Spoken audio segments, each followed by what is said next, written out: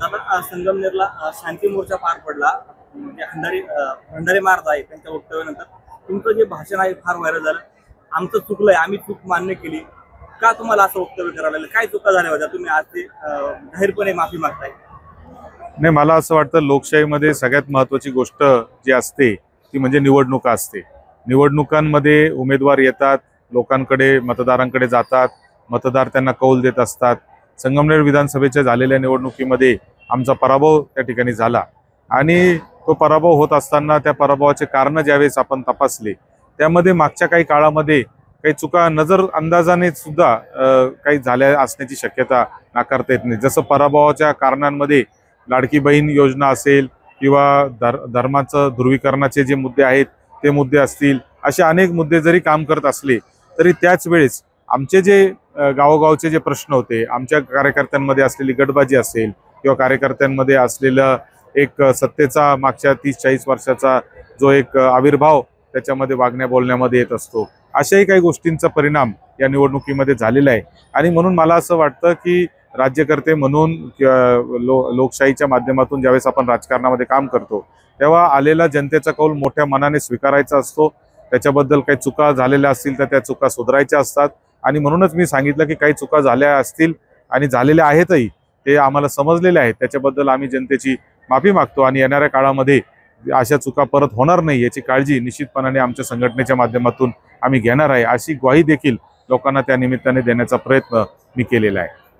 संगमनेरची ओळख सुसंस्कृत शहर म्हणून आहे, परंतु येत्या काही दिवसांपासून बघतोय आपण शहरामधील सामाजिक जाती सलोखा बिघडत चाललेला आहे. कशा तुमच्या नजरेने कसं बघता या गोष्टी? नाही, संगमनेरची एक परंपरा आहे. संगमनेर तालुका हा महाराष्ट्रातील एक अत्यंत नावाजलेला प्रगत असा तालुका आहे. आर्थिक, सामाजिक, शैक्षणिक सगळ्याच बाबतीमध्ये संगमनेरची प्रगती मागच्या 50 वर्षामध्ये लोकांनी पाहिलेली आहे.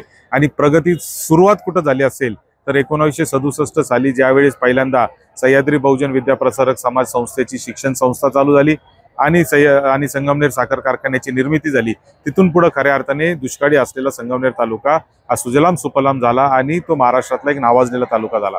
आज संगमनेर तालुक्यामध्ये दिवसाला 9 लाख लिटर दुधाचं उत्पादन होतं. 7 लाख अंडे रोजचे निर्माण करणारे 2-3च गावं आमच्याकडं, 2-3च गावामध्ये इतक्या मोठ्या प्रमाणावर अंड्यांची निर्मिती होते. संगमनेरच्या बँकांमध्ये आज हजारो कोटी रुपयाच्या ठेवी आहे. 5,000 कोटी रुपयाच्या ठेवी संगमनेरच्या सगळ्या बँका आणि पतसंस्था मिळून आहेत. शेकडो मुलं जे आहेत आमचे ते परदेशामध्ये जाऊन नोकरी करतायत. पुणे असेल, मुंबई असेल, बँगलोर, हैदराबाद, दिल्ली अशा ठिकाणी तर हजारो मुलं आमचे आज नोकरी व्यवसायाच्या निमित्ताने बाहेर जात आहेत. आणि ही जी प्रगती संगमनेर तालुक्याची झालेली आहे त्याच्यामध्ये एक मूळ कारण जे आहे ते नामदार बाळासाहेब थोरात असतील, सहकारमंत्री भाऊसाहेब थोरात असतील, यांनी जे एक दूरदृष्टीचं नेतृत्व तालुक्याला दिलं त्या माध्यमातून हा सगळा विकास झाला होता. मागच्या काळामध्ये विधानसभेमध्ये जे परिवर्तन संगमनेर तालुक्यात झालं त्याच्या माध्यमातून त्याच्यानंतर थोडंसं एक कार्यकर्त्यांमध्ये एक संघर्ष निर्माण सुरू झाला आणि त्या संघर्षातून अनेक घटना मागच्या काळामध्ये घडलेल्या आहेत. परंतु निश्चितपणे मी आपल्याला सगळ्यांना ग्वाही देतो की येणाऱ्या काळामध्ये या सगळ्या दुरुस्त्या करून पुन्हा एकदा संगमनेर तालुक्याला एक विकासाच्या मार्गावर घेऊन जाण्याचा निश्चितपणे आम्ही प्रयत्न करणार आहे. आणि संगमनेरचा जो नावलौकिक मागच्या 40-50 वर्षात या महाराष्ट्रामध्ये झालेला आहे तो कुठेही खाली न जाऊ देता किंबहुना त्याला अजून पुढे कसं घेऊन जाता येईल याचा प्रयत्न आम्ही कार्यकर्ते करणार आहोत. दादा, एका सार्वजनिक कार्यक्रमात आमदार अमोल खताळांवर एका माथेभरू तरुणाने हल्ला केला, या घटनेचा तुम्ही निषेध केला. मात्र या घटनेची पार्श्वभूमी काय आहे? लोकांमध्ये अनेक चर्चा प्रकरण आहेत, अनेक नोटऱ्या समोर येतात. या घटनेला तुम्ही कसं बघता? मला असं वाटतं की ती घटना जी घडली ती अत्यंत दुर्दैवी आहे. एखाद्या लोकप्रतिनिधीला असं पद्धतीचं मारहाण होणं हे मला असं वाटतं की योग्य नाही. त्याचा मी तीव्र शब्दामध्ये निषेध त्याही दिवशी केला होता, आजही करतो आणि भविष्यातही त्याचा निषेधच करणार आहे. त्याच्या पाठीशी कोणी उभं राहायचं काही कारण नाही, त्या आरोपीला कोणी मदत करण्याचं काही कारण नाही. मात्र हे होत असताना त्याचे खरे कारण जे आहे ते पोलिसांनी जनतेसमोर आणले पाहिजे, त्याचा चौकशी झाली पाहिजे. विनाकारण त्याच्यातून चुकीचे गैरसमज होण्याची शक्यता नाकारता येत नाही आणि म्हणून ही पोलिसांची जबाबदारी आहे. फक्त ऐकीव माहितीवर किंवा अफवांवर विश्वास ठेवण्यापेक्षा पोलिसांनी देखील स्पष्टपणे सांगितलं पाहिजे की काय चुकलेलं आहे, काय अडचणी आहे, कशामुळे ही घटना घडली, म्हणजे जेणेकरून लोकांमध्ये गैरसमज निर्माण होणार नाहीत. जाणीवपूर्वक या प्रकरणामध्ये थोरात साहेबांच्या कार्यकर्त्यांना गुंतवलं जातंय का? शिवे साहेब, खेमनर साहेब असतील त्यांच्यावर पण गुन्हा दाखल झाला, कसं बघता तुम्ही?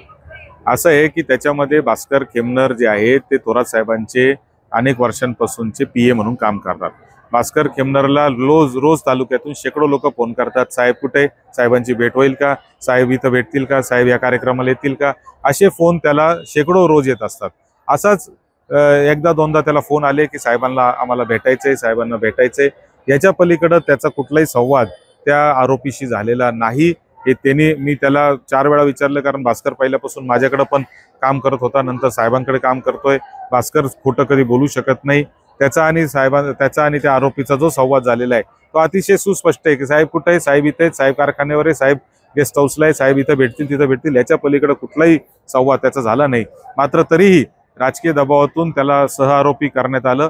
मात्र कोर्टावर आमचा विश्वास आहे, न्यायालयावर आमचा विश्वास आहे. निश्चितपणे न्यायालय त्याला न्याय देईल आणि दूध का दूध पाणी का पाणी होईल.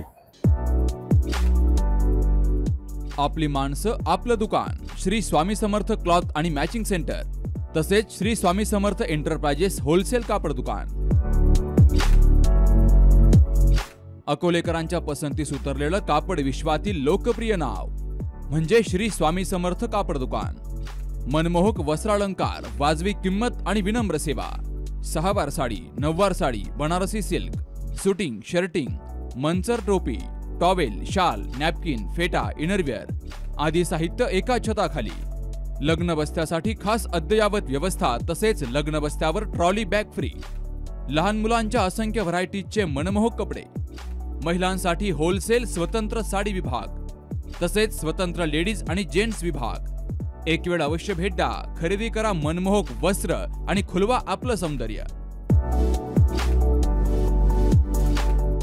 आमचा पत्ता शाखा नंबर 1 श्री स्वामी समर्थ क्लॉथ व मॅचिंग सेंटर, अगस्ती कॉम्प्लेक्स, पहिला मजला, बाजार तळाजवळ, अकोले, तालुका अकोले. आणि शाखा number 2 Shri Swami Samarth enterprises wholesale कापड दुकान, भिंगारे गोडाऊन शेजारी, दत्त मंदिर रोड, कचेरी परिसर, अकोले. प्रोप्रायटर बेनके बंधू. संपर्क 75 88 51 31 33 आणि 024 24 22 33 24.